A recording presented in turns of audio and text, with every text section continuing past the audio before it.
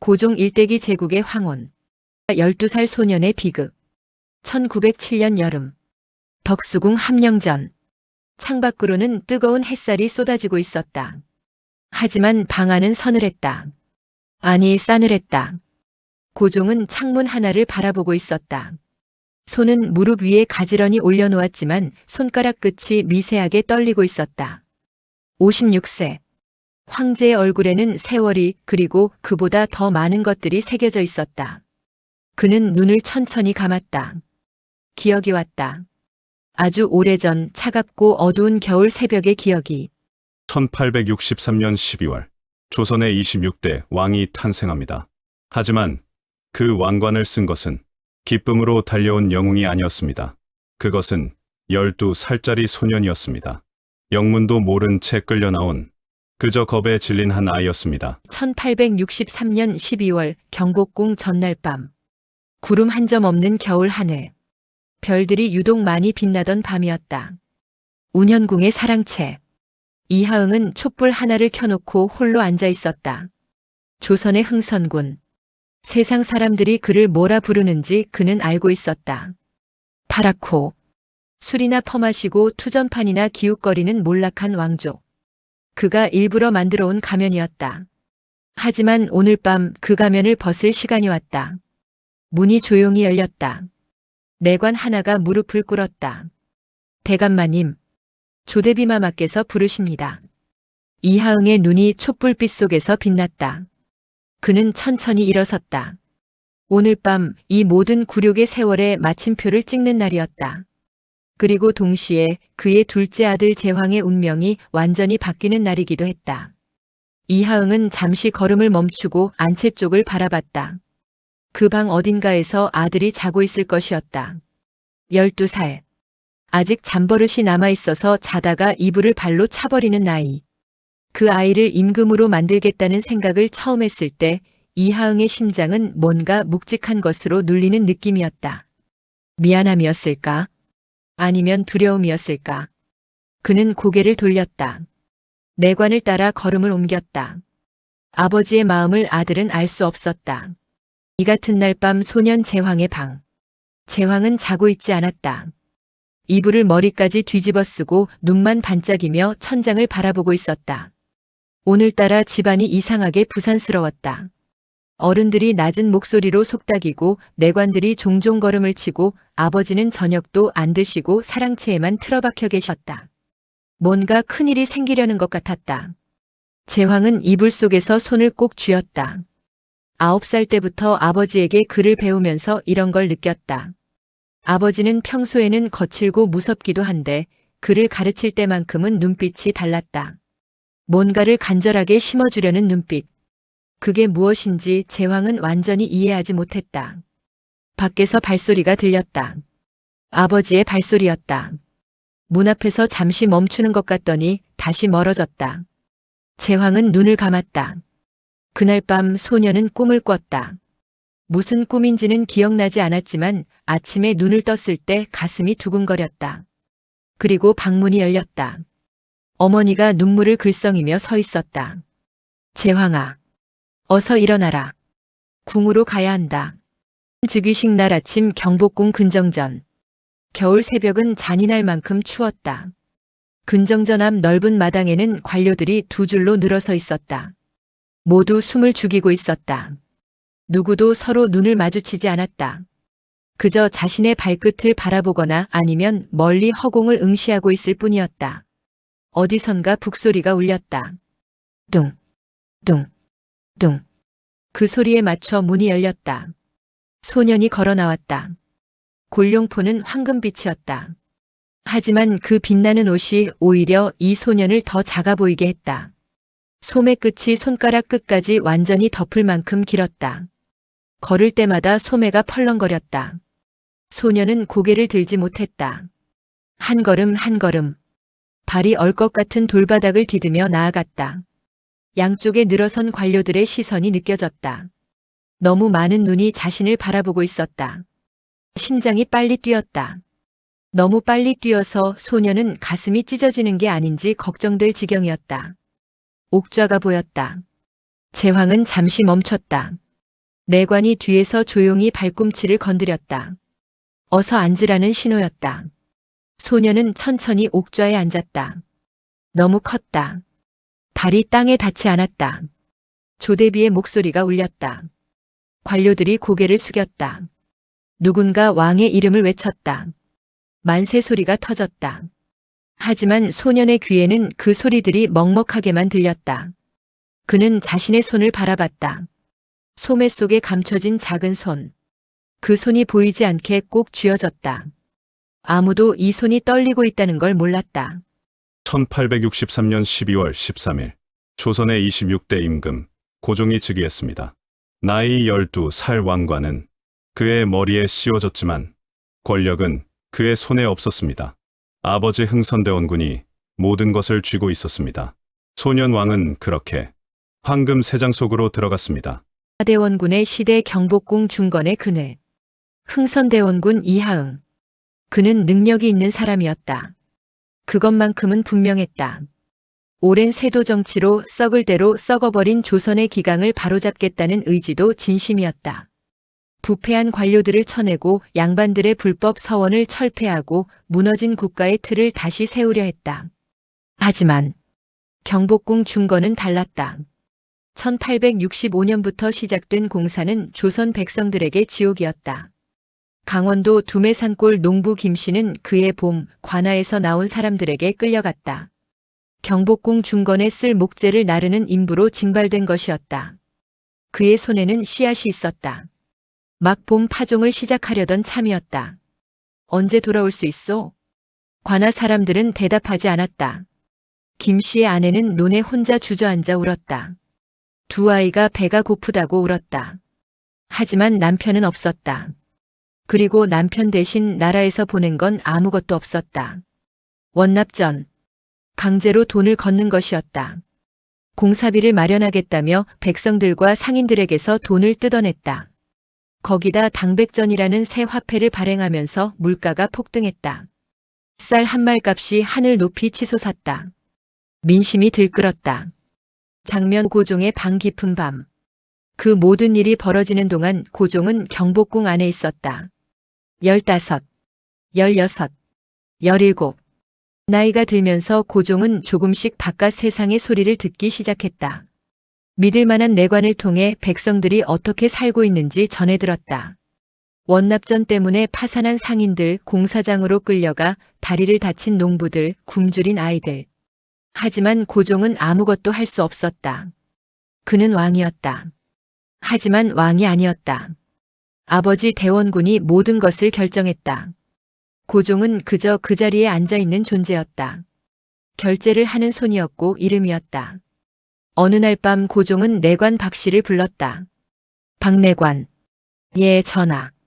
경복궁 공사가 언제 끝나느냐? 아직은. 기약이 없다고 하옵니다, 전하. 백성들이 많이 힘드냐? 말해보거라. 황공하오나. 곳곳에서 원성이 자자하다 하옵니다. 전하. 고종은 고개를 돌렸다. 창밖을 바라봤다. 공사장에서 올라오는 횃불빛이 밤하늘을 붉게 물들이고 있었다. 내가 왕이라면 저걸 막아야 하는데. 혼잣말이었다. 박내관은 들은 척도 하지 않고 고개만 숙이고 있었다. 내가 왕이 맞느냐, 박내관. 박내관의 어깨가 미세하게 흔들렸다. 그는 끝내 대답하지 않았다. 고종도 더 묻지 않았다. 대답을 알고 있었으니까. 조선의 기강은 어느 정도 바로잡혔습니다. 하지만 그 대가는 백성들의 피와 땀이었습니다. 그리고 그 모든 것을 지켜봐야만 했던 소년 왕은 조금씩 대원군의 10년 집권 동안 아주 조금씩 변해가고 있었습니다. 왕이 되겠다는 것이 아니라 진짜 왕이 되고 싶다는 열망으로 1866년 병인박해와 바깥 세계의 충격. 조선의 문은 굳게 닫혀 있었다. 대원군은 천주교를 탄압했다.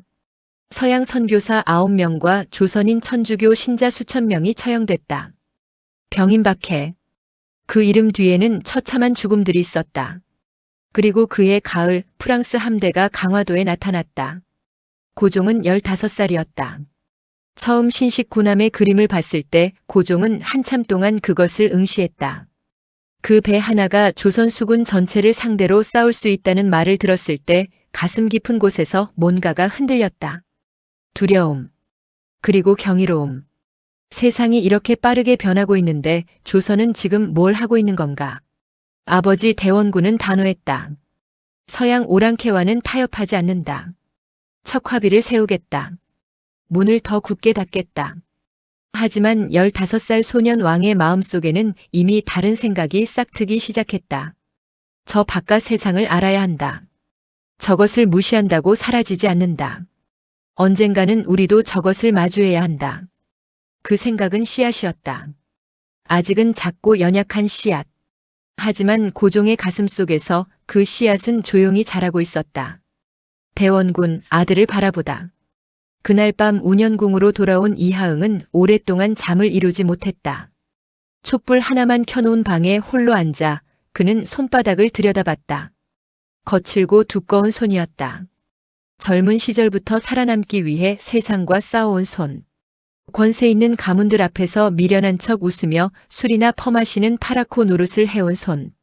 수십 년의 치욕을 참아온 손. 이제 그 인내가 열매를 맺었다. 내일이면 아들이 왕이 된다. 이하응은 그 생각을 하면서 기쁨이 밀려올 줄 알았다. 그런데 이상하게도 밀려오는 것은 기쁨이 아니었다. 묵직하고 서늘한 무언가였다. 아들의 얼굴이 떠올랐다. 12살. 아직도 자다가 이불을 발로 차는 아이. 글을 배울 때 진지하게 고개를 끄덕이던 아이. 좋아하는 음식이 뭔지도 제대로 모르는 아이. 그 아이를 왕으로 만들겠다는 결정을 내렸을 때 이하응은 아들에게 물어보지 않았다.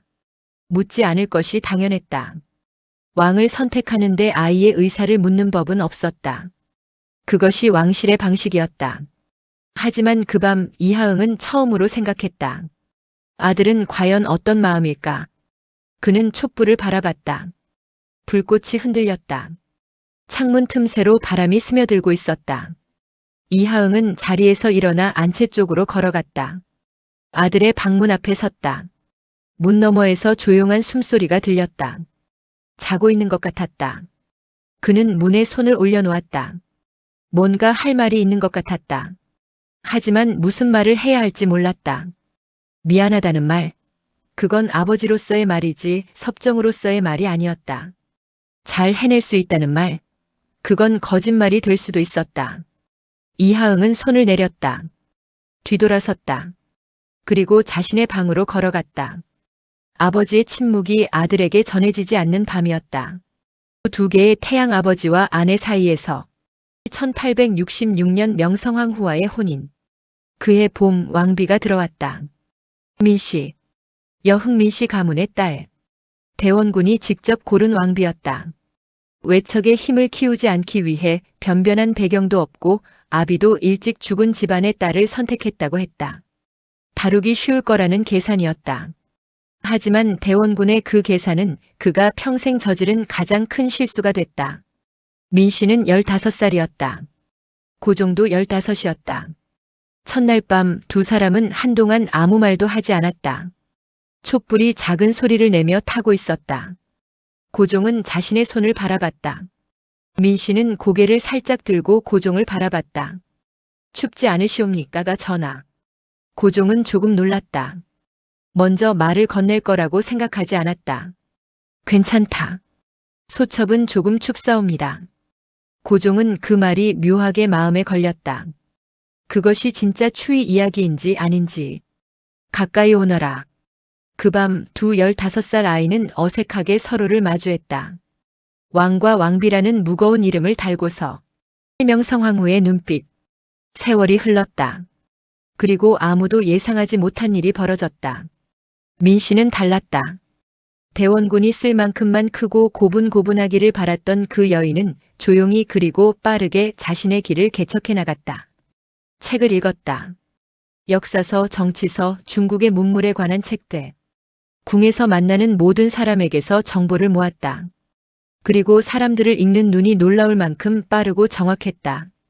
그녀는 대원군을 무서워하지 않았다. 표면적으로는 시아버지에게 깎듯이 예를 갖추면서도 내면에서는 이미 전략을 세우고 있었다. 고종이 그것을 알아챈 것은 혼인한 지 3년이 지난 어느 날이었다. 민 씨가 고종에게 조용히 말했다. 전하 친정하실 때가 됐사옵니다. 전하께서는 이미 20이 넘으셨사옵니다. 언제까지 대원이 대감께서 나라를 대신 다스리게 하실 것이옵니까? 고종은 민 씨를 바라봤다. 그 눈 속에서 뭔가를 발견했다. 두려움이 없었다. 계산이 있었다. 하지만 그 계산 뒤에 진심이 있었다. 당신이 왕이 되어야 한다는 진심. 고종은 오랫동안 침묵했다. 알겠다. 1873년 친정 선포. 1873년 11월. 고종은 직접 조정에 나섰다. 과인이 친히 국정을 살피겠노라. 그 한마디가 경복궁을 뒤흔들었다. 대원군은 처음에 믿지 않았다. 설마 그 순하던 아이가. 하지만 고종의 눈빛은 달랐다. 10년간의 침묵과 관찰이 그를 단단하게 만들어 놓고 있었다. 대원군은 운현궁으로 물러났다. 하지만 그것이 끝이 아니었다. 아버지는 포기한 사람이 아니었다. 그는 물러나면서도 자신의 사람들을 곳곳에 심어놨다. 언제든 돌아올 준비를 하면서. 그렇게 조선에는 두 개의 태양이 생겼다. 경복궁의 고종과 명성황후, 그리고 운현궁의 흥선대원군. 장면 강화도 조약의 충격. 1876년.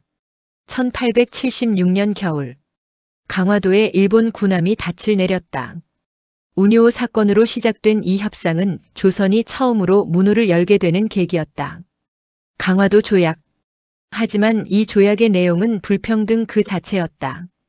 고종은 조약문을 손에 들고 오랫동안 읽었다. 일본 선박의 조선 항구 자유통행, 일본인의 치외법권, 조선연의 측량권. 한 글자씩 읽을 때마다 가슴이 무거워졌다. 하지만 고종은 알고 있었다. 지금 거부하면 어떤 일이 벌어질지. 일본 군함의 포구가 강화도를 향하고 있었다. 서명했다. 펜을 내려놓을 때 고종의 손이 잠시 멈췄다. 이 서명이 어떤 의미인지 그는 알고 있었다. 하지만 다른 선택지가 없었다. 지금 조선에는 저 군함과 싸울 힘이 없었다. 언젠가는 있어야 한다. 반드시. 고종은 그 자리에서 결심했다. 새로운 것을 받아들여야 한다. 서양의 기술을, 일본의 방식을 무엇이든 배워야 한다. 그래야 언젠가 대등하게 설 수 있다. 그것이 이른바 개화 정책의 시작이었다. 이모군란. 1882년 가장 무서운 밤. 1882년 7월. 서울 하늘에 연기가 피어올랐다. 90군대 병사들이 반란을 일으켰다.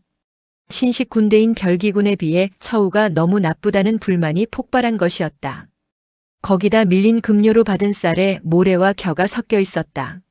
사람을 이 정도로 무시하는 처사였다. 병사들의 분노는 일본인 교관들에게로, 그리고 개화파 관료들에게로 향했다. 그리고 경복궁으로. 고종은 긴박한 보고를 받았다. 반란군이 궁으로 향하고 있다. 일본 공사관이 불탔다. 서울 곳곳에서 사륙이 벌어지고 있다. 왕비는. 고종이 자리에서 벌떡 일어났다. 측근이 떨리는 목소리로 보고했다. 아직 모르옵니다, 전하. 고종의 얼굴이 창백해졌다. 그날 밤 명성황후는 궁녀로 변장하고 궁을 빠져나갔다. 그녀는 죽지 않았다. 하지만 고종은 그것을 알지 못했다. 밤새 전하는 한 가지 생각만 했다. 민 씨가 죽었을지도 모른다. 아내의 생사를 모른 채 밤을 보내는 그 시간이 고종 인생에서 가장 긴 밤이었다. 촛불 하나를 켜놓고 창밖을 바라보며 고종은 처음으로 왕이라는 자리가 얼마나 무력한 것인지 뼈저리게 느꼈다. 자신의 아내 하나 지키지 못하는 왕. 이모군란은 결국 청나라 군대의 개입으로 진압됐습니다. 명성황후는 살아서 돌아왔습니다. 하지만 이 사건 이후 조선을 둘러싼 열강들의 각축은 더욱 치열해졌습니다. 청나라, 일본, 러시아 작은 나라 조선은 세 거대한 세력 사이에서 살 길을 찾아야 했습니다. 1880년대 초. 궁안이 조용한 밤이면 고종과 명성황후는 종종 마주 앉아 이야기를 나눴다. 그것이 두 사람만의 시간이었다. 왕과 왕비라는 무거운 이름을 잠시 내려놓고 그냥 서로를 마주할 수 있는 시간. 전하. 오늘 청나라 공사가 무슨 말을 했사옵니까? 명성황후는 차를 따르면서 물었다. 손이 능숙했다. 차를 따르면서도 눈은 고종을 바라봤다. 여러 말을 했소. 하지만 결국 하고 싶은 말은 하나였지. 조선은 청나라 없이는 살 수 없다는 것. 믿으십니까? 믿고 싶지 않소. 명성황후가 고개를 약간 기울였다. 그 표정이 뭔가를 생각하고 있다는 신호였다. 러시아는 어떻게 생각하십니까? 고종은 잠시 멈췄다. 명성황후의 생각이 어디로 가고 있는지 느꼈다. 청나라를 견제할 수 있는 패라는 뜻이요? 꼭 그렇게만 쓰라는 것은 아니옵니다. 하지만 우리에게 패가 하나뿐이라면 그것은 협상이 아니라 종속이 되는 것이옵니다. 고종은 잠시 그 말을 음미했다. 틀린 말이 아니었다. 오히려 너무 정확한 말이었다. 중전의 생각은 항상 나보다 빠르오. 전하의 생각이 느린 것이 아니옵니다. 다만 전하께서는 너무 많은 것을 혼자 짊어지려 하시기 때문이옵니다. 고종은 명성황후를 바라봤다. 그 눈 속에 뭔가가 있었다. 걱정이었다. 자신에 대한 걱정. 피곤하지 않소? 중전도. 명성황후는 잠시 침묵했다. 그러더니 조용히 웃었다. 피곤한 것과 지치는 것은 다르옵니다, 전하. 소첩은 피곤하지만 지치지는 않았사옵니다. 고종도 웃었다.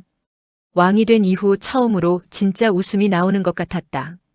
그날 밤 두 사람은 밤이 깊도록 이야기를 나눴다. 나라 걱정, 열강 걱정, 백성 걱정. 그 사이사이로 아주 가끔 전혀 중요하지 않은 이야기도 섞어가면서 차가 식어갈 때까지 두 사람은 그 방에 있었다. 갑신정변에 사흘 1884년 12월 사흘간의 천하.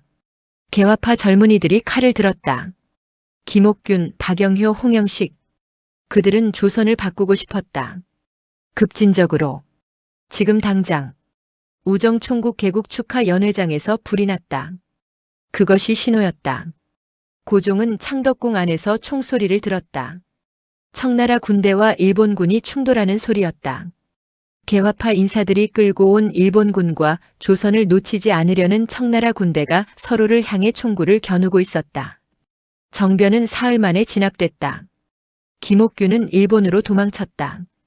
홍영식은 청군의 칼에 죽었다. 고종은 그 처참한 뒤처리를 수습해야 했다. 수많은 사람이 죽고 나라는 청나라에 더욱 깊이 의존하게 됐다. 하지만 고종은 그 혼란 속에서도 한 가지를 생각했다. 그 젊은이들이 꿈꾼 것은 잘못이 아니었다. 방법이 잘못됐을 뿐이다. 조선은 변해야 한다. 반드시. 삼부 황후의 밤 1895년 10월 8일. 그날의 새벽 경복궁. 1895년 10월 8일. 새벽 4시. 하늘이 아직 깜깜했다. 경복궁의 담장 밖에서 발소리가 들렸다. 수십 명의 발소리. 조용하지만 빠른 발소리. 그리고 칼소리. 경복궁을 지키던 조선 병사들이 무장 해제됐다. 저항도 없었다. 저항할 겨를이 없었다. 침입자들은 궁 안으로 쏟아져 들어왔다. 일본인들이었다. 사무라이 복장의 낭인들과 그들을 이끄는 일본 공사 미우라 고로. 고종이 잠에서 깼다. 무슨 소리냐? 내관이 달려와 무릎을 꿇었다. 얼굴이 흑빛이었다. 전하. 일본인들이 궁으로 들어왔사옵니다. 왕비는. 고종은 자리에서 일어났다. 발이 바닥에 닿기도 전에 목소리부터 나왔다. 왕비를 지켜라. 어서. 하지만 이미 늦어 있었다. 오코루의 비명. 건청궁 오코루. 명성황후는 그곳에 있었다. 새벽의 차가운 공기 속에서 갑자기 문이 부서지는 소리가 들렸다. 시녀들이 비명을 질렀다. 무거운 발소리들이 복도를 가득 채웠다. 명성황후는 도망치려 했다. 하지만 어디로도 갈 곳이 없었다. 우리는 그 이후의 이야기를 모두 알고 있다. 하지만 굳이 그 장면의 잔인함을 말하지 않아도 그 새벽 경복궁 안에서 무슨 일이 벌어졌는지는 역사가 기록하고 있다. 고종은 그 비명을 들었다. 담장 너머에서 들려오는 소리들을. 그 소리가 무엇을 의미하는지 알면서도 고종은 달려갈 수 없었다. 일본 병사들에 의해 사실상 감금돼 있었다. 그는 창문 앞에 서 있었다. 소리가 들렸다. 그리고 잠시 후 소리가 멈췄다. 고종은 그 침묵이 무엇을 의미하는지 알았다. 무릎이 꺾였다. 그는 바닥에 주저앉았다. 아무 소리도 나지 않았다. 목이 막혀 울음도 나오지 않았다. 15살에 처음 만났던 그 소녀. 추위를 타던 그 소녀. 대원군 앞에서도 눈 하나 깜짝 안 턴 그 여인. 밤마다 책을 읽으며 나라 걱정을 하던 그 황후. 고종의 손이 떨렸다. 지켜주겠노라 말하지 않았다. 왕이면서 단 한 번도 그 말을 하지 않았다. 하지만 마음속으로는 수천 번 되뇌었던 그 말. 이제 그 말을 전할 사람이 없어졌다. 시신도 찾지 못한 왕. 날이 밝았다. 고종은 보고를 받았다. 왕비가 시해됐다. 시신은 불태워졌다. 재와 뼈만 남았다. 고종은 그 말을 듣는 동안 아무 표정도 짓지 않았다. 신하들이 고개를 들어 전하의 얼굴을 살폈다. 하지만 고종은 그저 앉아 있었다. 눈을 깜빡이지도 않고. 신하들이 물러갔다. 혼자 남은 고종은 창밖을 바라봤다. 경복궁의 뜰에 늦가을 햇살이 내리쬐고 있었다. 나뭇잎이 떨어지고 있었다. 평화로운 풍경이었다. 마치 아무 일도 없었다는 듯. 고종은 눈을 감았다. 아내의 얼굴을 떠올리려 했다. 젊었을 때의 얼굴. 고개를 약간 들고 고종을 바라보던 그 눈빛. 눈 속에 불꽃이 있었다.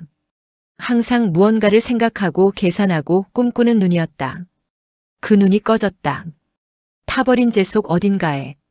고종의 눈가에서 눈물 한 방울이 흘러내렸다.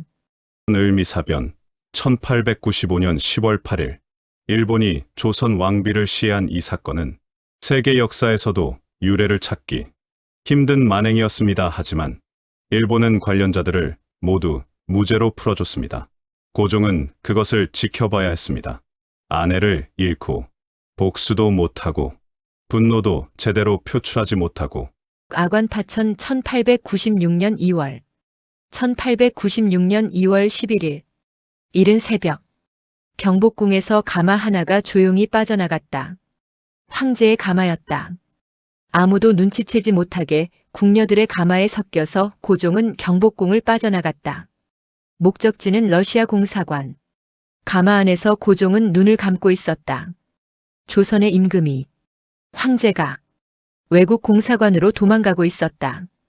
가마꾼들의 발소리가 들렸다. 서울 새벽 골목을 헤쳐나가는 소리. 차가운 겨울 공기가 가마 틈새로 스며들었다. 고종은 무슨 생각을 하고 있었을까? 훗날 그는 이날을 기록한 글에서 이렇게 썼다고 전해진다. 나는 그날 황제였지만 황제가 아니었다. 나는 그날 도망쳤지만 살기 위해서가 아니라 싸우기 위해서였다. 러시아 공사관 문이 열렸다. 고종이 들어갔다. 조선의 왕이 자신의 나라 땅에서 외국인의 보호를 받아야 하는 처지가 됐다는 사실을 아는 사람들은 고개를 숙이며 눈물을 흘렸다. 황제의 자리 대한제국 마지막 불꽃 1897년 환구단의 하늘 1897년 10월 12일 서울 하늘은 맑았다. 환구단의 하늘을 향한 제단이 세워졌다. 황제 즉위식 고종은 이날 조선의 왕이 아닌 대한제국의 황제가 됐다. 황금빛 황제복을 입은 고종이 제단 앞에 섰다. 하늘에 고하는 의식이 시작됐다. 천지신명 앞에 하늘 앞에 대한제국의 탄생을 알리는 의식. 하지만 고종의 눈은 흔들리지 않았다. 그는 알고 있었다. 이 화려한 의식 뒤에 무엇이 기다리고 있는지. 대한제국이라는 이름은 새로 얻었지만 국력은 그대로였다. 일본은 더 강해지고 있었다. 러시아와 일본의 갈등은 언제 전쟁으로 터질지 모르는 화약고였다. 하지만 그래도 해야 했다. 황제가 되는 것, 자주독립국임을 세상에 선포하는 것, 그것만이라도 해야 했다. 고종은 하늘을 향해 절을 올렸다. 환구단에 모인 백성들 사이에서 함성이 터졌다. 만세, 만만세. 그 소리를 들으며 고종은 눈을 감았다. 민씨가 이걸 봤으면 어땠을까? 광무개혁 변화를 향한 몸부림. 황제가 된 고종은 멈추지 않았다. 광무개혁. 서양 기술을 받아들이고 근대화를 추진하는 정책이 쏟아졌다. 전차가 서울 거리를 달렸다. 전기가 들어왔다. 신식학교가 세워졌다. 육군 사관학교가 생겼다. 고종은 직접 전선에서 전신 기술을 배우는 사람들을 격려했다. 미국에서 온 고문들과 밤늦게까지 이야기를 나눴다. 새벽에도 보고서를 읽었다. 뭔가를 바꿀 수 있다는 희망이 있었다. 하지만 세상은 기다려주지 않았다. 1904년 러일 전쟁이 터졌다. 조선 땅이 전쟁터가 됐다. 일본과 러시아의 군대가 조선 땅을 밟으며 싸웠다. 대한제국의 의사와 상관없이. 그리고 1905년 을사늑약. 장면 19 을사늑약의 밤 1905년 11월. 1905년 11월 17일. 궁 안에 일본 군대가 가득했다. 이토 히로부미가 들어왔다. 그는 웃으며 고종에게 인사했다. 정중하게. 하지만 그 정중함 뒤에 칼이 있었다. 조약문이 테이블 위에 놓였다. 외교권을 일본에 넘긴다. 통감부를 설치한다. 대한제국의 외교는 이제 일본이 대신한다. 고종은 그 문서를 바라봤다. 서명하지 않았다. 고종은 끝까지 서명하지 않았다. 하지만 대신들 중 5명이 서명했다. 을사오적. 그 이름이 역사에 새겨졌다. 고종은 그날 밤 무엇을 생각했을까? 서명하지 않은 것으로 충분했을까? 아니면 그것도 이미 늦은 것이었을까? 대한제국은 이제 이름뿐인 나라가 됐다. 장면 20 헤이그 특사 1907년. 1907년. 네덜란드 헤이그. 만국평화회의가 열리고 있었다. 고종은 3명의 특사를 비밀리에 보냈다. 이준, 이상설, 이휘종. 을사늑약이 강압에 의한 것이며 무효라는 것을 세계에 알리기 위해서였다. 하지만 회의장 문은 열리지 않았다. 일본의 압력으로 대한제국 특사는 회의에 참석조차 할 수 없었다. 이준 열사는 그 분함 속에서 헤이그에서 세상을 떠났다. 그 소식이 서울에 전해졌다. 고종은 보고를 받고 오랫동안 침묵했다. 이준이 그 먼 곳까지 가서 죽었다. 자신이 보낸 사람이 자신의 뜻을 세상에 알리려다가. 미안하다. 아무도 없는 방에서 고종은 그 말을 했다. 누구에게 하는 말인지도 모르게. 장면 강제 퇴위 1907년 7월. 퇴위 압박이 시작됐다. 일본과 친일 대신들은 헤이그 특사 파견을 빌미로 고종을 압박했다. 황제 자리에서 내려오라. 고종은 거부했다. 하지만 더 버틸 수 없었다. 군대가 궁을 포위하고 있었다. 대신들이 무릎을 꿇고 울며 호소했다. 더 이상의 저항은 더 큰 피해를 부를 뿐이라고. 1907년 7월 19일. 고종은 황제 자리에서 물러났다. 마지막으로 옥좌에 앉았다. 한동안 그 자리에서 일어나지 않았다. 경복궁 근정전의 천장을 바라봤다. 12살에 처음 올라온 그 자리였다. 발이 바닥에 닿지 않았던 그 자리. 그 후로 44년이 흘렀다. 고종은 일어섰다. 한 걸음 한 걸음 걸어 내려왔다. 뒤를 돌아보지 않았다. 1905년 11월 17일 밤. 고종은 대신들을 불렀다. 이완용이 들어왔다. 그는 고개를 숙였지만 눈빛은 단호했다. 전하, 서명하셔야 하옵니다. 고종의 눈이 가늘어졌다. 그 조약문을 읽어봤느냐? 읽었사옵니다. 읽고도 그 말이 나오느냐? 이완용은 잠시 입술을 깨물었다. 그러더니 다시 고개를 들었다. 전하, 지금 거부하시면 더 큰 것을 이룰 수 있사옵니다. 차선을 택하는 것도 지혜이옵니다. 차선. 고종이 그 말을 되풀이했다. 나라의 외교권을 넘기는 것이 차선이냐? 전하, 현실을 보시옵소서. 우리에게 일본과 싸울 군대가 있사옵니까? 청나라는 이미 무너졌고 러시아는 전쟁에서 졌사옵니다. 우리를 도울 나라가 어디에 있사옵니까? 고종은 테이블 위에 조약문을 바라봤다. 이완용. 예, 전하. 내 자식들은 어떤 나라에서 살기를 바라느냐? 이완용이 멈췄다. 그 자식들이 커서 이 조약을 알게 됐을 때 그 아이들의 눈을 똑바로 바라볼 수 있겠느냐. 이완용의 얼굴이 굳었다. 고종은 더 말하지 않았다. 조약문을 밀어냈다. 나는 서명하지 않겠다. 그날 밤 이완용은 자신의 이름을 그 조약문에 올렸다. 역사는 그의 이름을 영원히 기억했다. 결코 좋은 방식으로는 아니게. 오부 덕수궁의 봄 그리고 마지막 식혜 한 잔. 장면 22 덕수궁에 갇힌 태왕제. 덕수궁. 이제 고종은 태왕제라는 이름으로 불렸다. 황제가 아닌 태왕제. 물러난 황제. 하지만 그에게 덕수궁은 감옥이었다. 출입이 제한됐다. 만날 수 있는 사람이 통제됐다. 편지 하나도 검열을 받았다. 고종은 그 좁은 공간에서 책을 읽었다. 그림을 감상했다. 가끔 뜰에 나가 걸었다. 봄이면 꽃이 피었고 여름이면 녹음이 짙었고 가을이면 단풍이 들었고 겨울이면 눈이 쌓였다. 계절은 아무것도 모른다는 듯 돌고 돌았다. 장면 3.1절 운동 전야. 1919년 1월. 1919년 1월. 고종은 68세였다. 서울 안팎에서는 무언가가 꿈틀대고 있었다. 독립의 기운이었다. 젊은이들이 모이고 속삭이고 계획을 세우고 있었다. 고종은 그 기운을 느꼈다. 그는 여전히 사람들의 마음속에 있었다. 퇴위한 황제였지만 조선 백성들에게 고종은 여전히 마지막 임금이었다. 그의 존재 자체가 독립의 상징이었다. 그것이 일본을 불편하게 했다. 1919년 1월 21일. 고종은 밤에 식혜를 마셨다. 그리고 다음 날 새벽. 고종은 눈을 뜨지 못했다. 독살인가 자연사인가. 공식 발표는 뇌일혈이었다. 하지만 조선 사람들은 믿지 않았다.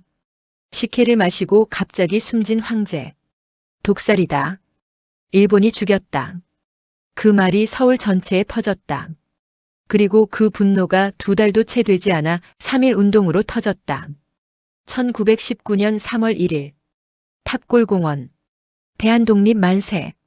수많은 사람들이 거리로 나왔다. 고종의 장례를 보러 왔다가 독립을 외쳤다. 죽은 황제가 마지막으로 불러일으킨 불꽃이었다. 1919년 1월 20일 아침. 덕수궁 함령전. 고종은 일찍 잠에서 깼다. 창밖을 봤다. 겨울 아침 해가 막 뜨고 있었다. 파란 하늘. 찬 공기. 그는 천천히 자리에서 일어나 창가로 걸어갔다.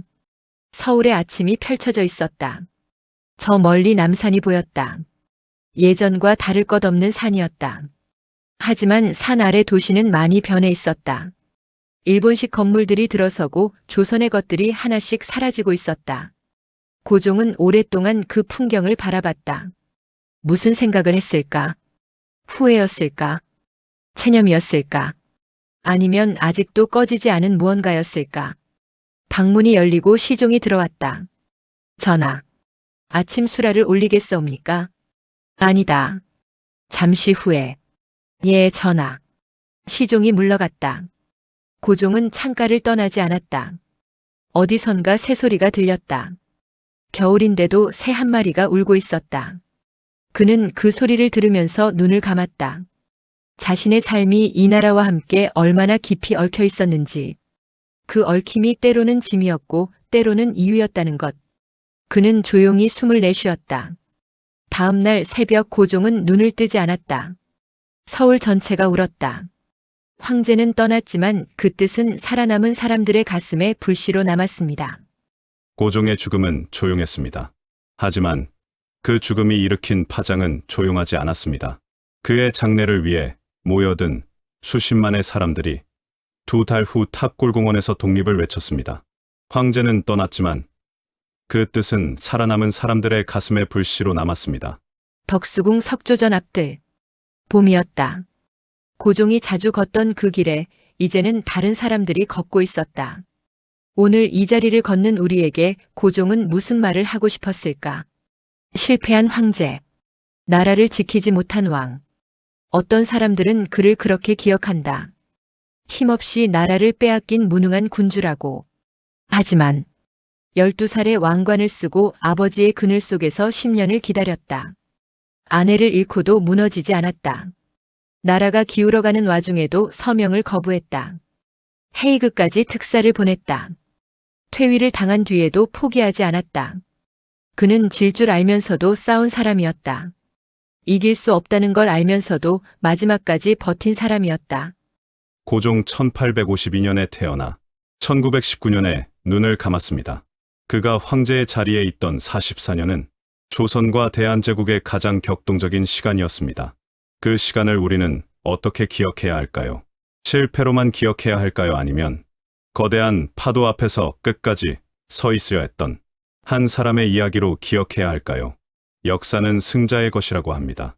하지만 그 역사 속에서 지지 않으려 했던 사람들의 이야기야말로 우리가 잊지 말아야 할 진짜 역사가 아닐까요?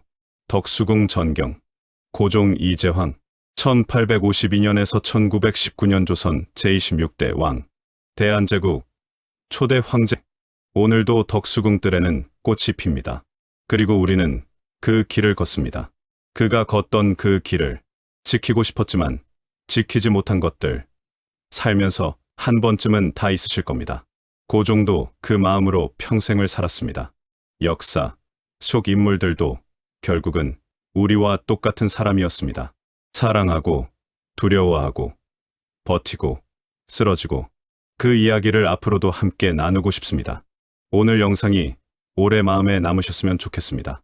구독과 알림 설정 눌러주시면 다음 이야기에서 또 뵙겠습니다. 감사합니다.